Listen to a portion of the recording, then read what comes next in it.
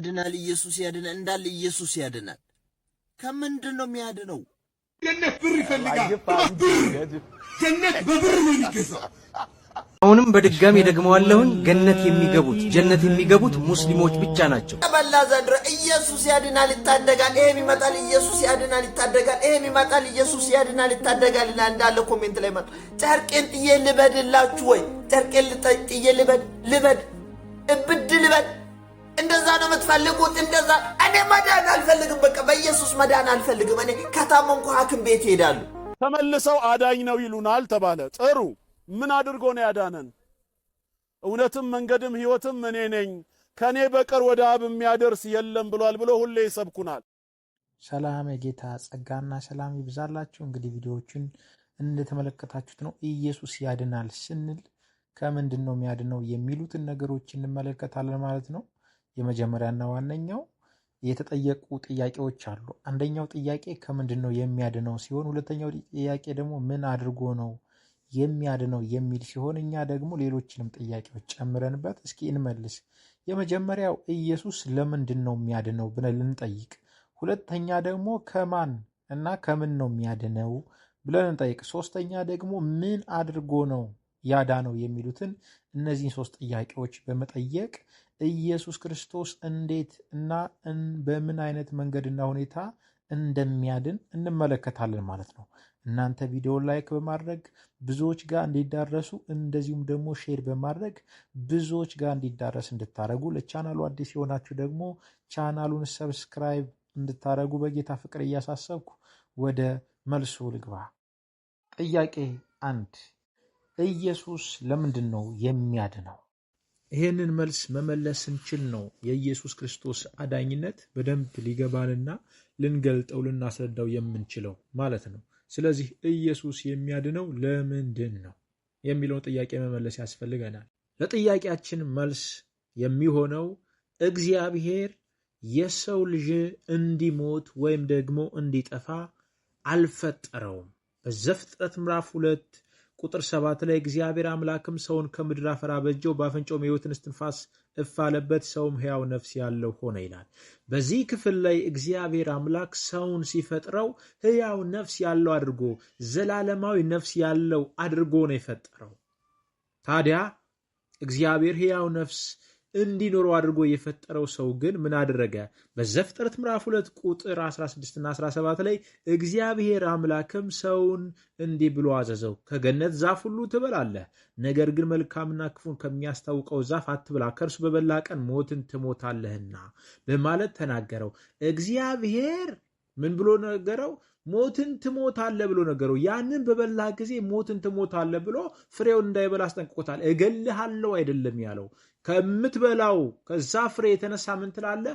ሞትን ትሞታለህ ብሎ ነው ያስጠነቀቀው ማለት ነው። ነገር ግን የሰው ልጅ ያንን ማስጠንቀቂያ አልተቀበለም። ካለመቀበሉ የተነሳ ምን አደረገ ማለት ነው? በላ። በበላ ጊዜ ደግሞ ሞትን ሞተ ማለት ነው። ከእግዚአብሔር ካዘጋጀለት መልካም ስፍራ እግዚአብሔር መልካም ከሆነው ከራሱ ከእግዚአብሔር ተለይቶ በዚች ክፉ ወደ ሆነች ዓለም መጣ ማለት ነው። መጽሐፍ ቅዱስ በገላትያ መጽሐፍ ምዕራፍ 1 ቁጥር 4 ላይ ክፉ ከሆነ ካሁኑ ዓለም ያድነን ዘንድ እንደ አምላካችንና እንደ አባታችን ፈቃድ ስለ ኃጢአታችን ራሱን አሳልፎ ሰጠ ይለናል። ይሄ ዓለም ክፉ ነው። ወደዚህኛው ወደ ክፉ ዓለም ተቀላቀለ ማለት ነው። መልካም የሆነውን እግዚአብሔርን በጎ የሆነውን እግዚአብሔር መልካም ብሎ ባስቀመጠው ስፍራ ላይ ያንን ፍሬ በመብላት እንዳይቀመጥ ስለተደረገ ከዚህ በኋላ ሞት ምን አለ ማለት ነው? መጣ ማለት ነው። እንደዚሁም ደግሞ እግዚአብሔር በሕዝቅኤል ምዕራፍ 18 ቁጥር 32 ላይ ሲናገር የሟች ሞት አልፈቅድምና ይላል ጌታ እግዚአብሔር፣ ስለዚህ ተመለሱና በሕይወት ኑሩ ይላል። እግዚአብሔር ማንም እንዲሞት አይፈቅድም፣ ማንም እንዲሞት አይፈልግም። ሰውንም ሲፈጥረው እንዲሞት አልነበረም የፈጠረው። እንደዚሁ ደግሞ በዮሐንስ ወንጌል ምዕራፍ 3 ቁጥር 16 እና 17 ላይ በእርሱ የሚያምን ሁሉ የዘላለም ሕይወት እንዲኖረው እንጂ እንዳይጠፋ እግዚአብሔር አንድያ ልጁን እስኪሰጥ ድረስ ዓለሙን እንዲወዷልና ዓለም በልጁ እንዲድን ነው እንጂ በዓለም እንዲፈርድ እግዚአብሔር ወደ ዓለም አላከውምና በማለት ይናገራል። እንግዲህ ይሄ ክፍል ሲናገር እግዚአብሔር ሰዎች እንዲድኑ ካለው ፍላጎት የተነሳ እግዚአብሔር ሰዎች እንዲድኑ ካለው መሻት የተነሳ እግዚአብሔር አንድያ ልጁን እስኪሰጥ ድረስ ዓለምን ወዷል። ለምን ከተባለ ምክንያቱም እግዚአብሔር ሰዎች ሁሉ እንዲድኑነትና እውነትን ወደ ማወቅ እንዲደርሱ ስለሚፈልግ በአንደኛ ጢሞቴዎስ ምዕራፍ 2 ቁጥር 3 እና 4 ላይ ሰዎች ሁሉ ሊድኑ እውነትን ወደ ማወቅ ሊደርሱ በሚወድ በእግዚአብሔር በመድኃኒታችን ፊት መልካምና ደስ የሚያሰኘው ይህ ነው ይላል። መልካምና እግዚአብሔር ደስ የሚያሰኘው የሰዎች ሁሉ መዳን ነው። የሰዎች ሁሉ መትረፍ ነው። የሰዎች ሁሉ የዘላለም ሕይወት ማግኘት ነው እግዚአብሔር ደስታ። ስለዚህ ከዚህ የተነሳ ኢየሱስ ክርስቶስ የሚያድንበት ዋነኛ ዓላማና ምክንያት ይሄ ነው። እግዚአብሔር ማንም እንዲጠፋ፣ እግዚአብሔር ማንም እንዲሞት፣ እግዚአብሔር ማንም ወደ ገሃነም እንዲወርድ ስለማይፈልግ ማለት ነው። ስለዚህ ኢየሱስ የሚያድንበት ምክንያት ይህ ሲሆን ኢየሱስ ክርስቶስ ለማዳን ሰው የሆነበት ምክንያት ደግሞ ለምንድን ነው ከተባለ አዳምና ሔዋን በሰሩት በደልና ስህተት ምክንያት ሞትና ኃጢአት ወደ ሰው ልጆች ሁሉ ገብቷል። ሞትና ኃጢአት ወደ ሰው ልጆች ሁሉ ከመግባቱ የተነሳ የሰው ልጆች በሙሉ ኃጢአተኞችና ምኖች ናቸው፣ የሚሞቱ ናቸው ማለት ነው። ይህንን መጽሐፍ ቅዱሳችን በሮሜ መጽሐፍ ምዕራፍ 5 ቁጥር 12 ላይ ስለዚህ ምክንያት ኃጢአት በአንድ ሰው ወደ ዓለም ገባ፣ በኃጢአትም ሞት፣ እንደዚሁም ሁሉ ኃጢአትን ስላደረጉ ሞት ለሰው ሁሉ ደረሰ ይላል። አዳምና ሔዋን በሰሩት ኃጢአት ከአዳምና ሔዋን የሚወለዱ ሰዎች በሙሉ የአዳምና የሔዋንን ኃጢአት ወርሰው ወይም ይዘው ይወለዳሉ።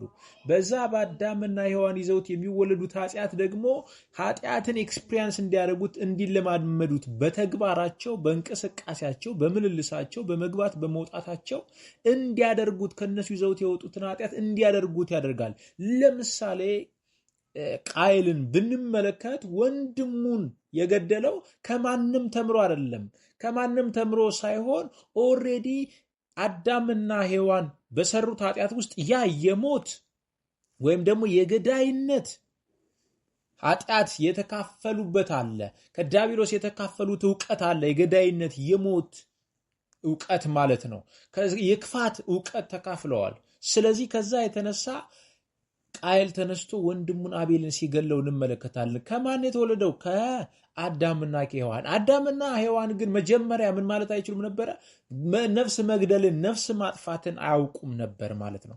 ልክ እንደዚሁ አሁንም ከነሱ የተካፈለው ትውልድ እየመጣ የራሱን የሆነ ኃጢአት በማድረግ ኃጢአተኛ በመሆን ወደ ሞት ሁሉ ለሰው ልጆች ላይ እንዲደርስ ሆነ ማለት ነው። ስለዚህ ከዚህ የተነሳ ኢየሱስ ክርስቶስ ሊያድን የሚችልበት ምክንያት ይሄ ነው። ሮሜ ምዕራፍ 5 ቁጥር 17፣ 18፣ 19 ላይም ሲናገር በአንዱ በደል ሞት በአንዱ በኩል ከነገሰ ይልቁን የጸጋ ብዛትና የጽድቅ ስጦታ ብዛት የሚቀበሉ በአንዱ በኢየሱስ ክርስቶስ በኩል በሕይወት ይነግሳሉ በማለት ይነግረናል። በአንዱ በደል በአዳም በደል ሞት ለሰው ልጆች ሁሉ ነገሰ፣ ኃጢአት ለሰው ልጆች ሁሉ ነገሰ። አሁን በክርስቶስ ኢየሱስ የሚቀበሉ የጽድቅን ኃይል የሚቀበሉ ከኢየሱስ ክርስቶስ ጽድቅን የሚቀበሉ ደግሞ ምን ይላሉ? በሕይወት ይነግሳሉ ማለት ነው። ምክንያቱም ኢየሱስ ክርስቶስ ያንን የሰው ልጆችን ኃጢአት፣ የሰው ልጆችን በደል፣ የሰው ልጆችን መተላለፍ በሙሉ በክርስቶስ ኢየሱስ እግዚአብሔር ምን ስላለ ነው? ይቅር ስላለ ነው። ሮሜ መጽሐፍ ምዕራፍ 3 ቁጥር 25 ላይ ሂደን በምንመለከትበት ጊዜ ላይ መጽሐፍ ቅዱሳችን አንድ የሚነግረን ነገር አለ። ይህም እግዚአብሔር በራሱ ችሎታ ኃጢአትን እንዴት እንደተወ ይነግረናል። እንደዚህ በማለት እርሱንም እግዚአብሔር በእምነት የሚገኝ በደሙ የሆነ ማስተስሪያ አድርጎ አቆመው። ይህም በፊት የተደረገውን ኃጢአት በእግዚአብሔር ችሎታ ስለመተው ጽድቁን ያሳይ ዘንድ ነው በማለት ይነግራል። እግዚአብሔር ኢየሱስ ክርስቶስን በመስቀል ላይ እንዲሞት ሲያደርግ ምንድነው እያደረገ ያለው? ሰዎች በፊት የሰሩትን ኃጢአት በእግዚአብሔር ችሎታ እንዲተው ይቅር እንዲላቸው ያደርጋል። ከዛ ደግሞ እንደገና ከክርስቶስ ኢየሱስ በሚካፈሉት መንፈስ አማካኝነት እግዚአብሔርን ጽድቅ፣ እግዚአብሔርን መልካምነት፣ የእግዚአብሔር በጎነት የሚይዝ ባህሪን ምን እንዲሉ ያደርጋቸዋል? እንዲይዙ ያደርጋቸዋል። በገላትያ መጽሐፍ ላይ ሐዋርያው ጳውሎስ የሚነግረን ይህንን ስለሆነ ማለት ነው። እንደዚህ ይለናል። በክርስቶስ ኢየሱስ ያመኑት የእግዚአብሔር ልጆች ሲሆኑ ምን እንዳገኙ ቁጥር 6 ላይ ሲናገር ልጆችም ስለሆናችሁ እግዚአብሔር አባ አባት ብሎ የሚጮህ የልጁን መንፈስ በልባቸው ውስጥ ላከ ይላል። የማንን መንፈስ? የልጁን መንፈስ በውስጣቸው ውስጥ ላከ ይላል። ለምን ሲባል ያኛውን በፊት የተደረገውን ያኛውን በፊት ያለውን ዘር አስወጥቶ አዲስ ዘር የክርስቶስ ኢየሱስን ዘር ወደ ውስጣቸው ምን ይላል ማለት ነው? ይልካል ማለት ነው። ያን ጊዜ እነዛ ሰዎች ምን ማድረግ ይችላሉ? የእግዚአብሔር ጽድቅ የእግዚአብሔር ቅድስና መፈጸም ይችላሉ። ይህን ደግሞ ያደረገው ኢየሱስ ክርስቶስ ተናግሮ ብቻ አይደለም፣ አውርቶ ብቻ አይደለም። ምን አድርጎ ነው? በስጋና በደም ተካፍሎ ነው። መጽሐፍ ቅዱሳችን በዕብራውያን ምዕራፍ 2 ቁጥር 14 ላይ ሲናገር እንደዚህ በማለት ይነግረናል። እንግዲህ ልጆቹ በስጋና በደም ስለሚካፈሉ እርሱ ደግሞ በሞት ላይ ስልጣን ያለውን በሞት እንዲሽር ይኸውም ዲያብሎስ ነው። በሕይወታቸውም ሁሉ ስለ ሞት ፍርሃት በባርነት ይታሰሩ የነበሩትን ሁሉ ነፃ እንዲያወጣ በስጋና በደም እንዲሁ ተካፈለ ይለናል። ኢየሱስ ክርስቶስ በስጋና በደም የተካፈለው ስጋና ደምን ይዞ የመጣው ወይም ደግሞ ሰው ሆኖ የመጣው ልጆቹ በሙሉ የአዳም ልጆች በሙሉ ኃጢአትን የሚካፈሉት ሞትን የሚካፈሉት በምንድን ነው? በስጋና በደም ነው። የሰው ልጆች በሙሉ ኃጢአትን ከመካፈላቸው የተነሳ ሞትን ከመካፈላቸው የተነሳ በሞት ላይ ስልጣን ያለውን ዲያብሎስን መሻር አይችሉም። ዲያብሎስን ማሸነፍ አይችሉም። ኢየሱስ ክርስቶስ ደግሞ በስጋና በደም በመምጣት ዲያብሎስን አሸነፈው። በምኑ? በሞቱ አሸነፈው። ምን ይላል እዚህ ጋር? በሞት ላይ ስልጣን ያለውን በሞት እንዲሽር ይላል። ኢየሱስ ክርስቶስ በሞት ላይ ስልጣን ያለውን በሞት በመሻር በትንሣኤ ሕይወት በመነሳት የትንሣኤን ሕይወት አግኝቶ በመነሳት በእግዚአብሔር ጽድቅና በእግዚአብሔር ቅድስና በመነሳት ምን ሆነ ማለት ነው? በሞት ላይ ስልጣን ያለው ዲያብሎስን አሸነፈው። ከዚህ የተነሳ አሁን በሞት ላይ ስልጣን ያለው ኃይል ያለው ዲያብሎስ የሰው ልጆችን ሁሉ ለማሸነፍ የሚችልበት አቅም ቢኖረውም ነገር ግን በኢየሱስ ክርስቶስ ያመኑትን ማሸነፍ የሚችልበት ምንም አይነት አቅም የለውም። ምክንያቱም ሞትና በሞት ላይ ስልጣን ያለው ዲያብሎስ በማን ስለተሸነፉ? በክርስቶስ ኢየሱስ ስለተሸነፉ። ለዚህ ነው በብሉይ ኪዳን መጽሐፍቶች ውስጥ አንድም አጋንንትን የሚያስወጣ ሰው ማናገኘው። ነቢይ ምናምን የሚባለው ኢየሱስ ክርስቶስ እስከተገለጠበት ጊዜ ድረስ አጋንንትን የሚያስወጣ የለም። ለምን ከተባለ ብቸኛው ከሰው ልጆች መካከል አጋንንትን ያሸነፈና የዲያብሎስን ስራ ያፈረሰ ኢየሱስ ክርስቶስ ስለሆነ፣ ለዚህ ነው መጽሐፍ የዲያብሎስን ስራ እንዲያፈርስ የእግዚአብሔር ልጅ ኢየሱስ ክርስቶስ ተገለጠ የሚለን። ስለዚህ ኢየሱስ ክርስቶስ ያድናል ስንል ለምንድን ነው የሚያድነው የሚለውን ጥያቄ ስንጠይቅ ለዚህ ነው። እግዚአብሔር ማንም ሰው እንዲጠፋና እንዲሞት አይፈልግም።